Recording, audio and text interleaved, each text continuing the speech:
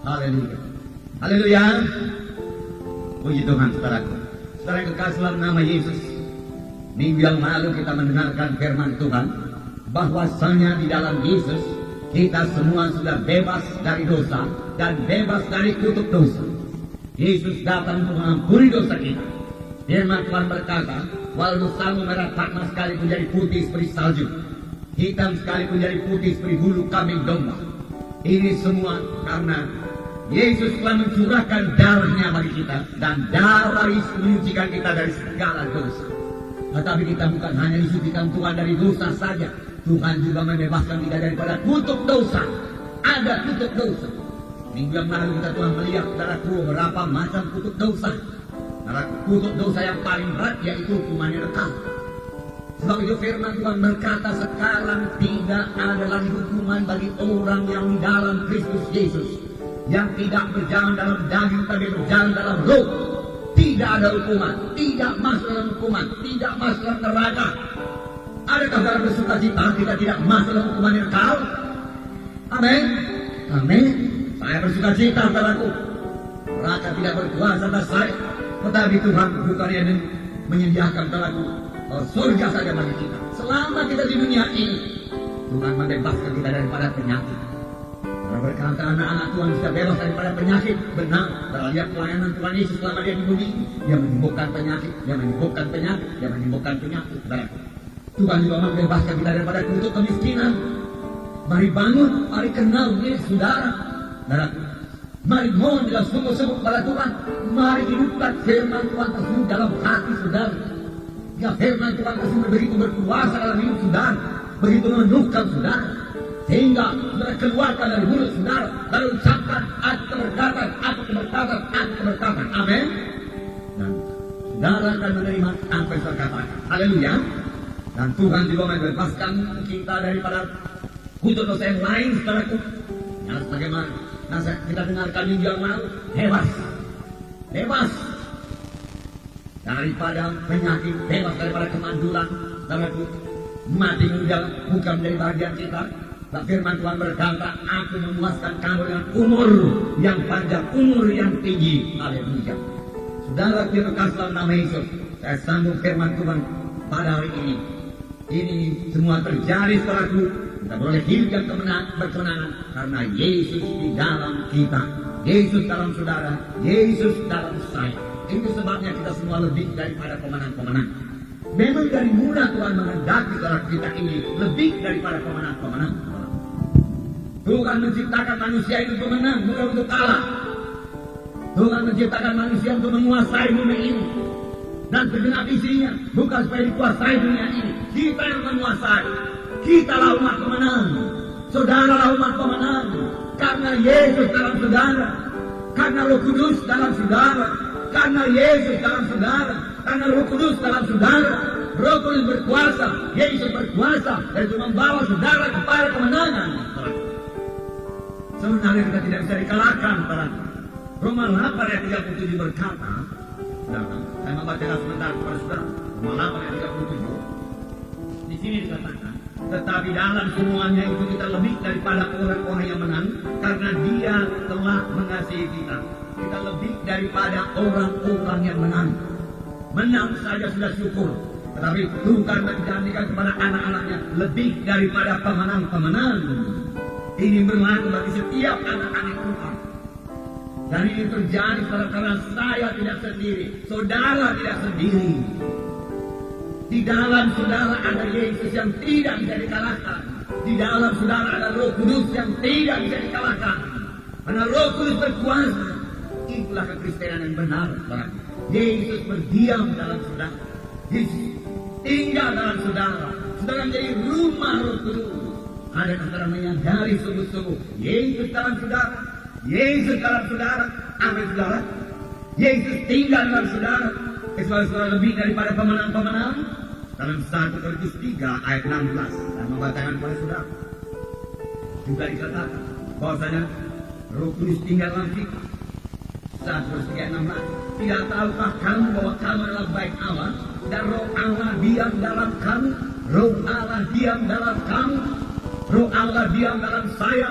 Amin, saudara. Roh Tuhan tinggal dalam saudara, Yesus tinggal dalam saudara. Amin, saudara. Mari katakan, Roh Kudus tinggal dalam saya. Yesus berdiam dalam saya. Saya rumah Roh Kudus. Saya baik Allah. Saya bersukacita. Yesus dalam saya. Haleluya. Beri tepuk tangan yang meriah buat Tuhan. Saudara, itu yang diberikan Tuhan bagi kita. Nah, Yesus di dalam kita.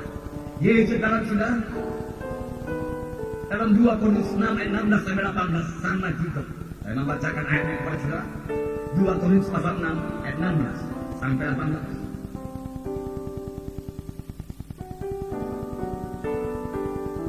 Apakah hubungan baik Allah dengan berhala? Kita ini menjadi baik Allah. Kita ini menjadi rumah Allah. Yesus dalam saya, Yesus dalam saudara. Inilah kekristenan yang sejati. Bukan sekedar masuk dalam gereja, catat nama dalam gereja, tapi tidak memiliki Yesus dalam hatinya. Dan firman Tuhan berkata, barang siapa tidak memiliki Yesus dalam hatinya, walaupun dia ke gereja, walaupun dia sintua, walaupun dia punya kedudukan dalam gereja, maka dia tidak akan mewarisi hidup yang kekal. Yesus dalam saudara.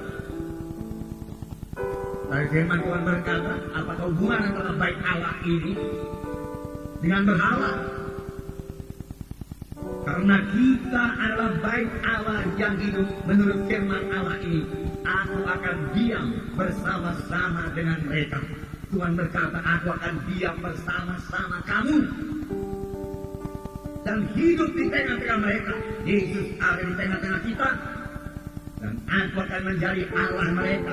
Yesus menjadi Allah kita. Dan mereka akan menjadi umatku. Saudara menjadi umat Tuhan. Sebab itu keluarlah kamu dari antara mereka. Dan pisahkanlah dirimu dari mereka firman Tuhan. Dan janganlah menjamah apa yang najis. Maka aku akan menerima kamu. Dan aku akan menjadi bapamu. Dan kamu akan menjadi anak-anakku laki-laki dan anak-anakku perempuan. Demikianlah firman Tuhan yang Maha Kuasa. Tuhan mau menjelaskan lagi betapa eratnya persekutuan kita dengan Dia, sehingga firman Tuhan ini berkata, aku akan tinggal dalam kamu, aku bersama-sama dengan kamu. Kamu adalah baik Allah, karena aku dalam kamu. Janganlah kamu itu bergabung dengan penyembahan berhala. Tuhan berkata, karena apakah persekutuan antara terang dan gelap? Kamu adalah terang, keluarlah daripada kegelapan. Pisahkan dirimu, maka aku akan menyambut kamu, dan kamu akan menjadi anakku laki-laki, anakku perempuan. Demikianlah firman Tuhan yang Maha Kuasa. Allah kita itu Maha Kuasa, tidak ada perkara yang mustahil kepadanya. Itu sebabnya saudaraku, kita bersukacita, kita bersyukur. Amin, saudara. Haleluya. Jadi yang pertama sekali saudaraku, biar kita sadari sungguh-sungguh bahwasanya Yesus dalam kita, Roh Kudus dalam kita. Sama itu saudaraku. Tuhan Yesus berkata, adalah berguna bagi kamu kalau aku pergi ke surga. Karena kalau aku tidak pergi, penolong tidak datang kepadamu. Tetapi kalau aku pergi, aku menyuruh dia datang kepadamu. Dan dia akan tinggal selama-lamanya bersama-sama dengan kamu. Dan Roh Kudus akan memimpin kamu pada segala kebenaran. Itu sebabnya saudara bisa berdoa. Amin. Karena Roh Kudus di dalam saudara. Itu sebabnya saudara rindu berdoa. Itu sebabnya doa saudara bersekutu dengan Tuhan. Karena Roh Kudus yang berdoa di dalam saudara. Oleh sebab itu sama bagaimana firman Tuhan 2 minggu yang lalu. Jagalah persekutuan saudara dengan Roh Kudus. Rasakan selalu kehadiran Roh Kudus di dalam saudara. Oh, dengarkan suara Roh Kudus, saudara. Berkata-kata dengan Roh Kudus, saudara. Roh Kudus akan berkata-kata kepada saudara. Jangan biarkan saudaraku seluruh persoalan hidup di dunia ini meliputi saudara, atau menekan saudara, atau membuat saudara khawatir, saudara, atau membuat saudara marah. Itu sangat mengganggu persekutuan saudara dengan Tuhan. Jangan biarkan kemarahan saudaraku menguasai saudara. Jangan, serahkan saja kepada Tuhan, saudaraku. Boleh jadi orang lain tidak patuh kepada saudara, tetapi saudaraku, saudara mengalah, serahkan kepada Tuhan. Serahkan kepada Tuhan. Tuhan sudah membela kita, saudaraku. Satu perkara kecil saya terangkan kepada saudara. Semalam saya di airport, saya tinting tas saya ini, saudaraku, dan saya masukkan dalam pemeriksaan itu, saudara. Tetapi ada satu orang saudaraku dari bangsa lain saudaraku, badannya besar saudaraku, dia angkat tas saya, dia campakkan tas saya saudaraku. Mula-mula manusia lama saya agak marah saudaraku, memberontak. Tapi saya diam saja, saya ambil kembali tas saya. Tetapi satpam yang menjaga di situ sangat marah. Dan dia geser semua barang orang itu saudaraku, karena dia merasa tindakan yang tidak patut. Dan dia minta saya, Bapak, tas Bapak lebih dahulu dia katakan saudaraku. Ada yang membela kita saudaraku. Saya percaya itu karena Tuhan, kita tidak perlu membela diri kita sendiri saudaraku. Orang itu mereka dan mengutuk saudaraku. Saya minta darah Yesus saudaraku. Kita lebih daripada pemenang-pemenang. Karena dengan tidak berperang pun saya sudah menang. Dengan tidak melawan pun saya sudah menang. Karena Tuhan dalam kita. Karena Tuhan mengatur segala sesuatu. Itulah dia Tuhan yang besar. Kita bersandar kepada saya dan berjalan dalam roh Tuhan. Jangan mau berjalan dalam daging. Jangan mau ikuti apa kata setan. Tolak semua bujukan setan. Sudah. Pada zaman sekarang ini saudaraku, luar biasa daya tarik dosa itu saudaraku. Sudah harus penuh senantiasa dengan Roh Kudus. Sudah harus bersekutu selalu dengan Roh Kudus. Hanya dengan demikian saja saudara boleh berkemenangan. Saudara harus menyadari selalu kehadiran Tuhan dalam hidup saudara. Saudara harus berkata-kata dengan Roh Kudus selalu saudaraku. Dan berkata tidak kepada dosa. Amin. Tidak kepada dosa. Tidak mau saya katakan. Berkata tidak kepada semua kehendak daging. Apa itu kehendak daging? Kemarahan, kegeraman, kepahitan hati, perpecahan. Katakan tidak. Berkata tidak kepada semua kritik. Saya tidak mau mengkritik, saya mau mendoakan. Tidak, katakan tidak. Berkata tidak kepada kebencian. Katakan ya kepada mengasihi, ya kepada mengampuni, ya kepada pelayanan. Aku mau melayani. Katakan tidak melakukan kepada semua dosa. Tidak. Katakan tidak kepada semua penipuan, pemalsuan. Katakan ya kepada kebenaran, ya kepada Yesus. Maka persekutuan secara bertambah indah kepada Tuhan dalam merasakan kehadirannya sekaligus menerima kuasanya. Sanggupkah saya berkata, Tuhan tidak minta sesuatu yang tidak sanggup melaksanakannya. Tuhan telah memberikan rohnya dalam kita. Haleluya. Oh, rasakan saudaraku. Kadang-kadang saudaraku, Roh Kudus juga mau merasakan kuasa yang dalam hidup kita. Yang mengaliri seluruh hidup kita. Memberi kekuatan bagi seluruh organ-organ tubuh saya. Tubuh sudah. Karena dialiri oleh Roh Kudus. Karena saya penuh dengan Roh Kudus. Karena penuh dengan Roh Kudus. Itu sebabnya saya bicara. Karena Roh Kudus dalam saya meletakkan tangan seorang sakit. Lalu orang sembuh. Kalau hanya manusia top, saudara, manusiawi saya saja meletakkan tangan, saudara, orang tidak akan sembuh karena manusia kepada manusia tidak akan berkuasa menyembuhkan manusia tersebut. Tapi karena ada Yesus dalam saudara, saudara boleh meletakkan tangan orang itu sembuh. Amin. Itu sebabnya kita meletakkan tangan. Karena Yesus dalam saya mengusirkan setan dalam nama Yesus. Dan setan melihat Yesus di dalam saya. Dan saya memakai dalam nama Yesus. Dan dia mundur karena Yesus dalam saya. Yesus dalam saudara. Oh, luar biasa. Luar biasa. Inilah kekristenan yang sejati. Bukan sekadar peraturan-peraturan agama, peraturan-peraturan hidup yang baik, tapi Tuhan sendiri tinggal dalam saudara, diam dalam saudara, memimpin saudara, mengajari saudara, memimpin saudara kebenaran, membentuk saudara. Bersekutulah terus dengan Roh Kudus. Bersekutu dengan Roh Kudus. Nah, saudara, kalau firman Tuhan, kalau Tuhan dalam kita, saudaraku, kita juga rindu firman-Nya. Kita mau mendengar apa yang Dia katakan. Kita suka, kita nantikan Dia berkata-kata. Dan itu, saudaraku, mendorong kita untuk membuka Alkitab kita dan mulai membaca firman Tuhan. Dan biarlah firman Tuhan, bagaimana tertulis dalam buku Kolose, diam dengan limpahnya di dalam kamu. Roh Kudus akan menghidupkannya kepada saudara. Sampai janji-janji Tuhan, sampai firman Tuhan itu begitu hidup dalam saudara. Dan kalau firman Tuhan sudah begitu penuh dalam saudara, maka firman Tuhan dan janji-janji Tuhan tersebut akan selalu meluncur dari mulut saudara. akan selalu saudara ucapkan. Saudara ucapkan dari membawa berkat bagi saudara, membawa berkat bagi orang lain, saudaraku. Dan apa yang saudara ucapkan itu berarti itulah yang saudara percayai, dan Tuhan akan menggenapkannya dalam hidup saudara. Amin, saudara. Oleh sebab itu sebagai anak-anak Tuhan kita harus menjaga ucapan kita. Tahun-tahun yang lalu saudara saya katakan bahwasanya iman mesti diucapkan, saudaraku. Karena kita memiliki iman besar di surga yang memegang pengakuan iman kita dan membawanya kepada kenyataan, ya kita mengalami apa yang kita ucapkan tersebut. Amin, saudara. Haleluya.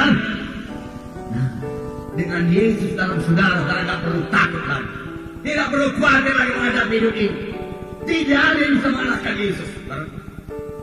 Bagaimana hebatnya persoalan, bagaimana hebatnya gelombang hidup ini, saudaraku. Dengan Yesus dalam saudara, saudara pasti menang.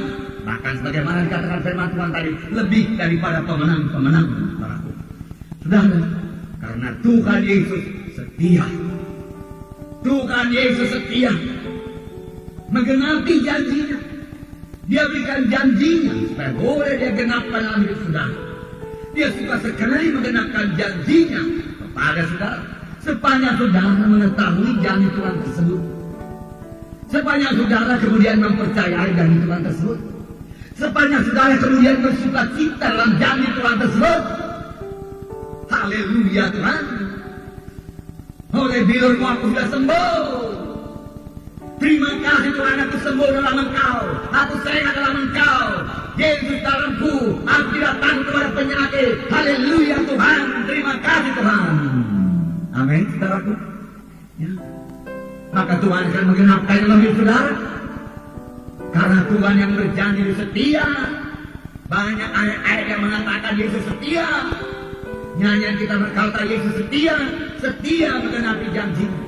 Apa yang dia janjikan mesti dia genapkan. Tuhan hanya minta kita percaya. Saudara, saya bacakan pada saudara Ulangan pasal 7 ayat 9. Kejadian keluaran bilangan ulangan. Ulangan pasal 7 ayat 9. Saya membaca. Sebab itu haruslah kau ketahui bahwa Tuhan Allahmu, dialah Allah. Allah yang setia, Allah yang setia, yang memegang perjanjian dan kasih setianya terhadap semua orang yang kasih kepada dan berpegang kepada perintahnya sampai kepada beribu-ribu keturunan, tidak terbatas. Allah tetap setia kepada semua orang yang mengasihi Dia, semua orang yang percaya kepadanya. Allah setia menggenapkan janjinya. Jadi kalau Tuhan berkata, aku datang supaya domba itu boleh hidup dan berkelimpahan, berarti Tuhan mengendaki dan mau memberikan hidup dan berkelimpahan bagi saudara. Janji Tuhan, Tuhan mau menggenapi. Allah itu setia, memegang perjanjian kasih setia terhadap orang yang kasih kepadanya dan berpegang pada perintahnya sampai pada ribu keturunan. Berarti sampai pada saat ini Allah itu setia. Dia tidak akan mungkir daripada janjinya. Tapi berapakah janji Tuhan yang saudara percayai? Berapakah janji Tuhan yang hidup dalam saudara? Bergelora dalam saudara, yang membuat saudara bergairah, bersuka cita, yang selalu saudara ucapkan dan saudara percaya. Itulah yang akan digenapkan Tuhan. Berapakah firman Tuhan janji Tuhan saudara hidup di dalam hidup saudara? Saudara renungkan pada waktu malam sebelum saudara tidur, dan saudara bersyukur, terima kasih Tuhan, ini pasti jadi kepada aku Tuhan. Hai setan, kau tidak bisa menghalangi ini jadi kepada aku. Semua firman-Mu janji-Mu milikku Tuhan, karena Kau setia, karena Kau setia. Dalam Mazmur 119 ayat 90 saya membacakan kepada saudara.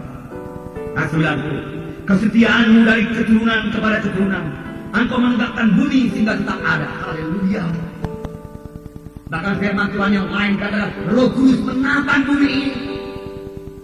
Boleh jadi kalau Roh Kudus tidak menatang bumi ini jatuh, saudara. Itu yang saya percaya, saudara. Roh Kudus yang mengatur peredaran bumi ini. Haleluya. Jadi dikatakan kesetiaan daripada keturunan kepada keturunan. Dia tetap hidup, dia tidak berubah, dia tetap setia. Dia suka mengenangkan janjinya bagi saudara. Dia mau saudara hidup bahagia, hidup menang, hidup bersukacita, hidup bersorak-sorai bagi Tuhan. Dia mau saudara mengalahkan setan dalam hidup saudara. Dia mau merusakkan pekerjaan setan dalam hidup saudara. Dia mau merusakkan pekerjaan setan dalam hidup saudara. Amin. Nah, haleluya. Luar biasa. Jadi, percayai firman Tuhan. Kalau firman Tuhan berkata, kutuk dosa telah diangkat daripada. Sebagaimana firman Tuhan di dalam Galatia pasal 3:13. Kristus telah menebus kita dari kutuk hukum Taurat dengan jalan dari kutuk karena kita. Sebab ada tertulis terkutuklah orang yang digantung pada kayu salib. Yesus Kristus telah membuat ini supaya di dalam Dia berkat Abraham sampai kepada bangsa-bangsa lain, sehingga oleh iman kita menerima ruh yang telah dijanjikan itu. Haleluya. Kristus telah sudah memikul menebus kita dari kutuk hukum Taurat dengan jalan menjadi kutuk karena kita. Sebab ada tertulis terkutuklah orang yang digantung pada kayu salib. Yesus Kristus telah membuat ini supaya dalam Dia berkat Abraham sampai kepada bangsa-bangsa lain, sehingga oleh iman kita menerima ruh yang dijanjikan itu. Pertama, Yesus telah dijadikan kutuk supaya kita bebas daripada kutuk. Bebas daripada kutuk dosa. Dia menjadi ganti kita, Dia menjadi substitusi kita. Aku tanggung semua kutuk manusia ini Bapa, supaya manusia tidak perlu menanggung kutuk dosa lagi. Gantinya Tuhan berikan berkat Abraham, berkat pilihan Tuhan. Karena melihat bagaimana hidup Abraham bersekutu dengan Tuhan. Abraham menjadi sahabat Allah. Artinya Abraham banyak bergaul dengan Tuhan. Artinya Abraham mengenal Tuhan. Itu menjadi milik saudara karena itu berkat Abraham. Adakah setelah intim dengan Tuhan? Adakah setelah mengingat Tuhan di pagi hari? Adakah setelah berkata sama sebagaimana dikatakan Benny Hinn, selamat pagi Roh Kudus. Ini hari yang baru Roh Kudus. Aku mau berjalan sertamu pada hari ini Roh Kudus. Pimpin tanganku Roh Kudus. Aku mau bersama-sama dengan Engkau. Atau kita bangun pagi hari dengan bersungut-sungut. Aduh, capeknya hari ini, badanku merasa tidak enak. Aduh, semua banyak pekerjaan pada hari ini. Aku malas pada hari ini. Saudara menggerutu pada pagi hari.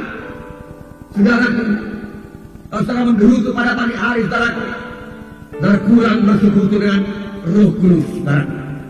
Padahal Roh Kudus di dalam saudara, Dia mau mendengar suara saudara pada pagi hari. Dia mau berkata kepada saudara pada pagi hari. Dia mau berkata-kata. Tetapi saudara diam saja, saudaraku. Coba saudara bayangkan dua orang sahabat demikian. Satu orang sahabat sudah mencoba berkata-kata kepada temannya, tetapi temannya sama sekali tidak memperdulikan, bahkan menggerutu bersungut-sungut. Saudara, tentu lama-lama persahabatan itu menjadi renggang. Tetapi saudaraku, Roh Kudus saudaraku sangat setia. Dia tidak akan meninggalkan saudara. Sekali firman Tuhan berkata, Dia akan menyertai saudara selama-lamanya. Dia akan menyertai saudara selama-lamanya. Dia akan memimpin saudara pada segala kebenaran. Kalau saudara menggerutu pada pagi hari, tidak berdoa pada pagi hari, boleh jadi pada siang hari dia ketuk lagi atas saudara. Ada waktumu sedikit, anakku, mari kita berkata-kata. Aku mau berkata-kata kepadamu, aku mau menerangkan jalanku kepadamu. Roh Kudus berkata. Tapi adakah kita memberi kesempatan pada waktu itu kepada Roh Kudus? Aku terus diliputi oleh dunia ini, diliputi oleh daging, saudaraku.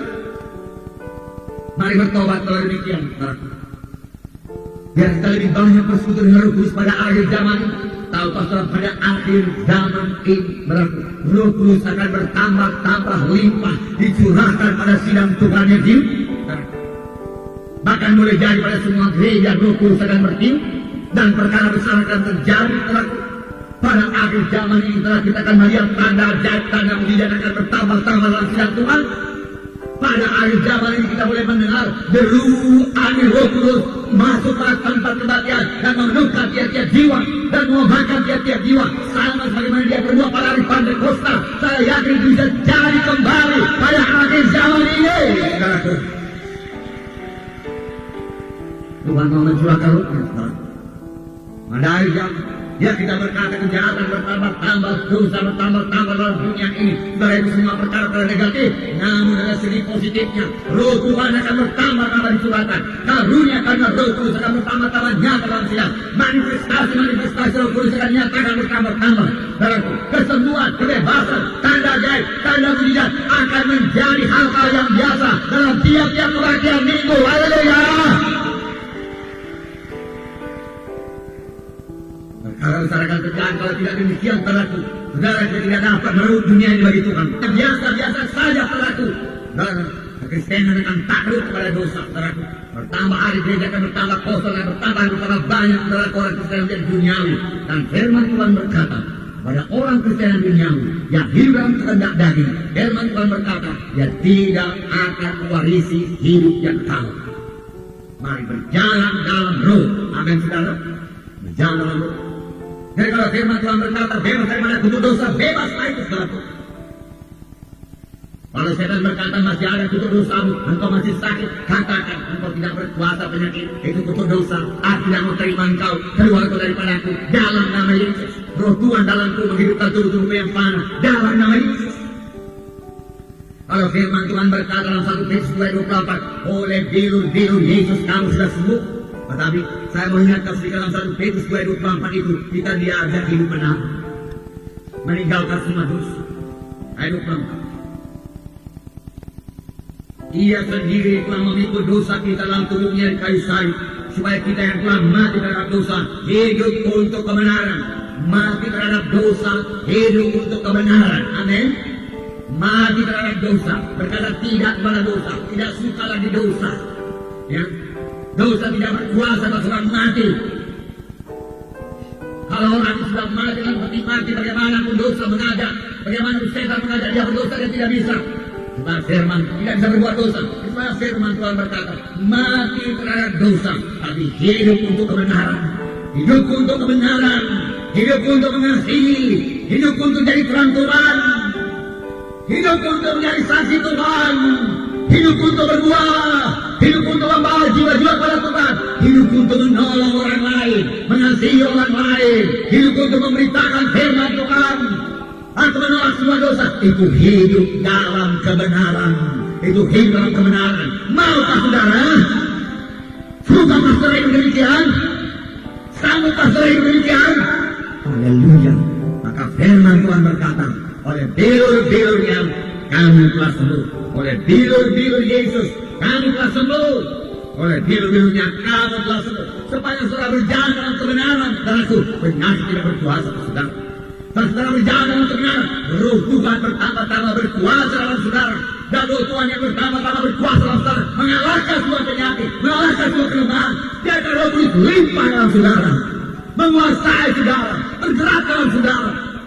Oh saudaraku, saya kurang kata-kata saudara untuk menerangkan bagaimana pekerjaan roh Kudus dalam hidup kita ini, dalam baik Allah ini. Biarkan dia menguasai semuanya, termasuk menguasai pikiran kita ini yang selalu bertentangan dengan firman Tuhan. Pikiran kita selalu menganalisa secara pendapat manusia yang kerap kali bertentangan dengan firman Tuhan. Saudara kita Tuhan Yesus, firman Tuhan berkata akan memenuhi segala kebutuhan. Tuhan akan memenuhi segala kebutuhan menurut kekayaan dan kelimpahan dalam Kristus Yesus. Haleluya. Berarti saya tidak kekurangan pada boleh berkata demikian. Filipi 4 ayat 19. Dan membacakan pada saudara Filipi 4 ayat 19. Allahku akan memenuhi segala keperluanmu menurut kekayaan dan kemuliaannya dalam Kristus Yesus. Allahku akan memenuhi segala keperluanmu menurut kekayaan kemuliaan dalam Kristus Yesus. Dan saudara boleh berkata, Tuhan memenuhi segala keperluan saya. Keuangan saya kelihatannya sudah berkurang, Tuhan akan memenuhi segala keperluan saya. Saudara membutuhkan sesuatu yang sangat saudara perlukan, saudara, dan saudara tidak mempunyai saudaraku dana buat itu, saudara berkata, Tuhan mencukupkan semua kebutuhan saya. Firman Tuhan berkata demikian, dan percayai firman Tuhan, dan itu bukan firman Tuhan, dan saudara bersuka cita dalam firman Tuhan tersebut. Haleluya. Haleluya. Nah saudara, firman Tuhan berkata, kamu akan menolak kuasa apabila Roh Kudus turun ke atas kamu, dan kamu akan menjadi saksi bagiku Yerusalem, Yudea, Samaria, sampai ke ujung bumi beraku. Maka itu berarti saudara sudah menerima kuasa. Amin. Kuasa Roh Kudus ada pada saudara. Saudara sudah menerima kuasa. Kuasa Roh Kudus ada pada saudara. Kuasa Roh Kudus mengurapi saudara. Kuasa Roh Kudus memimpinkan saudara. Kuasa Roh Kudus menolong saudara pada waktu saudara bersaksi. Kuasa Roh Kudus menghidupkan firman Tuhan, mengurapi firman Tuhan pada saudara bersaksi. Roh Kudus bahkan mengingatkan ayat apa yang perlu saudara berikan pada orang tersebut. kuasa Roh Kudus. Kuasa Roh Kudus. Kamu oleh kuasa, apabila Roh Kudus turun ke atas kamu, termasuk kuasa mengusirkan setan dalam nama Yesus. Kuasa, hidup anak-anak Tuhan berkuasa. Hidup anak-anak Tuhan begitu berkuasanya, sehingga setan-setan takut kepada saudara. Sehingga setan-setan sebenarnya takut kepada saudara. Dukun-dukun takut kepada saudara. Dukun-dukun merasa terganggu kalau saudara hadir di situ. Dan dia tidak bisa melaksanakan praktek kedukunannya. Kami telah mengalaminya beberapa tahun yang lalu. Berapa tahun di desa-desa selalu ada praktek-praktek kedukunan. Mereka memanggil roh-roh jahat. Dalam bahasa kalau katakan mereka berumah bego. Tapi apa yang terjadi kalau kami hadir di kampung itu dan kami menghadapi kematian, begunya, setannya tidak sanggup datang kepadaku. Bagaimana dia memanggil setannya itu? Setan tidak mau datang kepadaku. Setan takut kepadaku.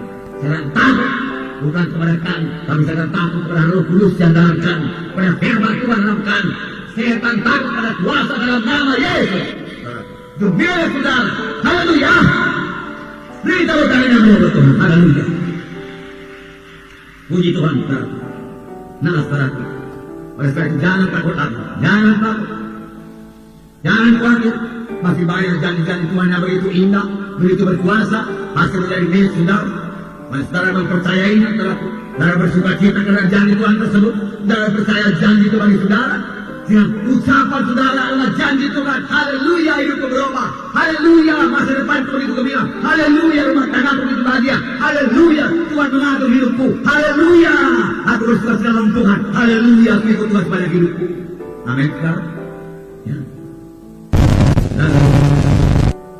Namun masih ada anak Tuhan seperti yang saya bacakan ini. Ini saya bacakan supaya jangan ditambah hidangan anak Tuhan yang takut. Di dalam Kejadian pasal 32. Kejadian pasal 32. Kita baca beberapa ayat.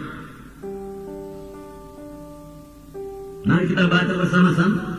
Pada buka kitab saudara kita baca 1 sampai 12.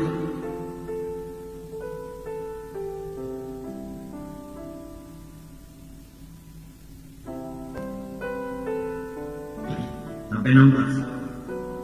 Bisa kita baca semua, karena saya terangkan saja kepada saudara. Dapat saudara? Mari kita baca.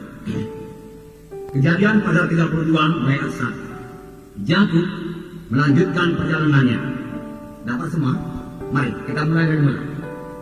Yakub melanjutkan perjalanannya, lalu bertemulah malaikat Allah dengan dia.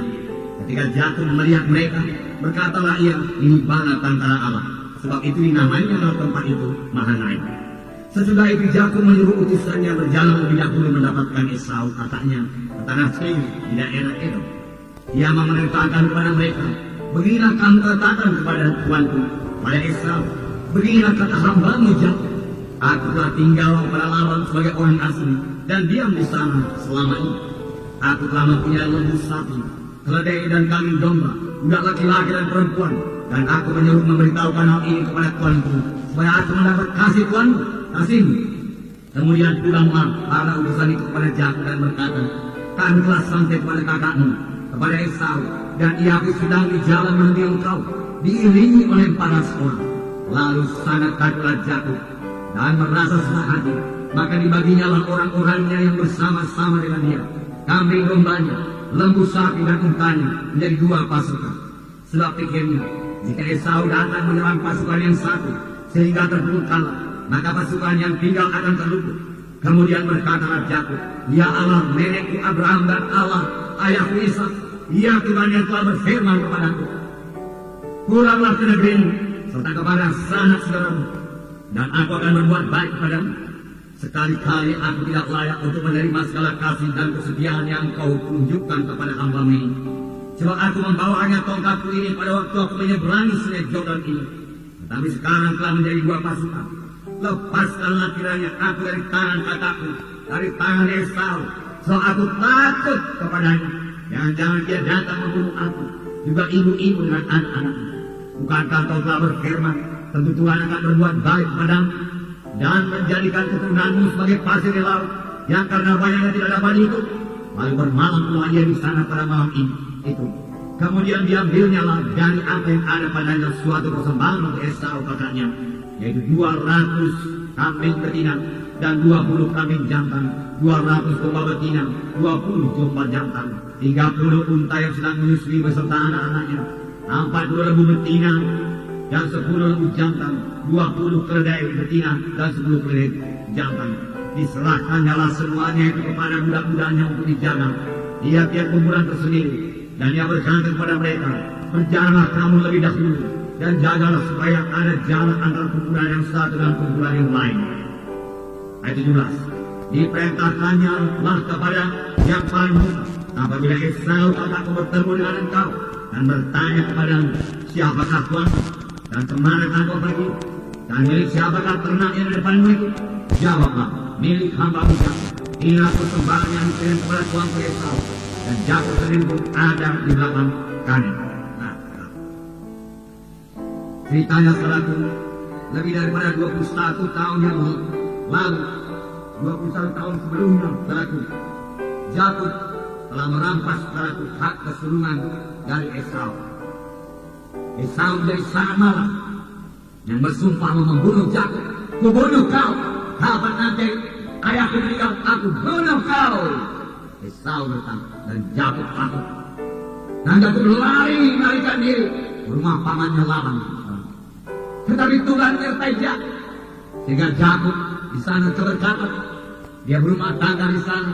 Tuhan mengaruniakan kepadanya banyak anak-anak, banyak hamba sehari, banyak ternak, kambing, domba, lembu, sapi, keledai, unta dan lain sebagainya. Dengan limpah diberikan Tuhan kepada Yakub. Bahkan dalam hal memperoleh berkat ini, pada mujizat Tuhan berlaku kepada Yakub. Kapan dia mengadakan persetujuan pembagian mengenai domba-domba yang menjadi milik Yakub dan milik Laban, Yakub memilih yang berbintik-bintik semua milikku. Padahal pada waktu diadakan persetujuan itu, domba yang berbintik-bintik sangat sedikit. Tapi dengan mujizat Tuhan telah domba yang berbintik-bintik bertambah banyak, hingga domba-domba yang menjadi milik Yakub lebih banyak daripada yang menjadi milik Laban.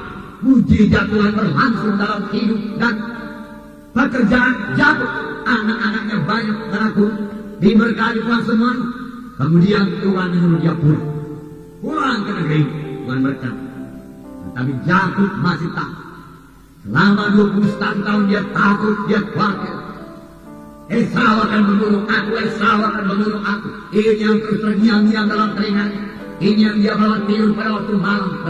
Ini yang memenuhi pikirannya dan sangat mengganggu pikirannya. Ini menekan dia pelaku selama 21 tahun. Mengapa sampai terjadi demikian?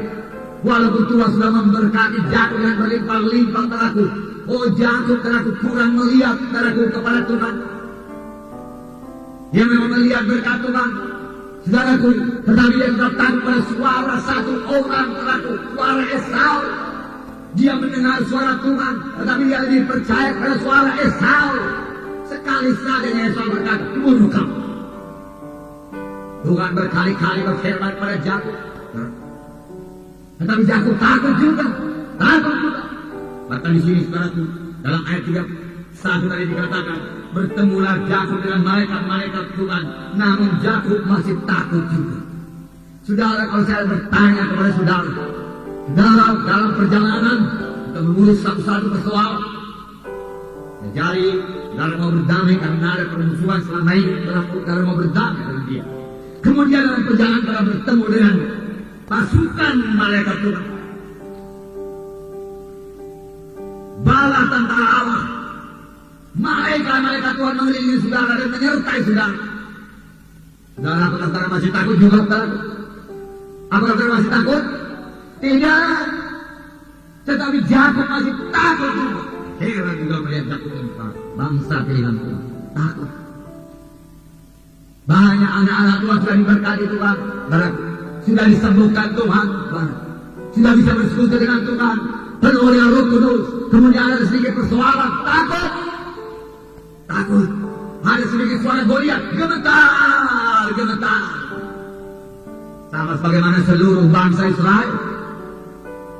Seluruh bangsa Israel pernah menghadapi Goliat di sana. Lalu Goliat berkata, bunuh kalian semua, gemetar. Puluhan ribu, ratusan ribu orang gemetar oleh satu orang. Gemetar.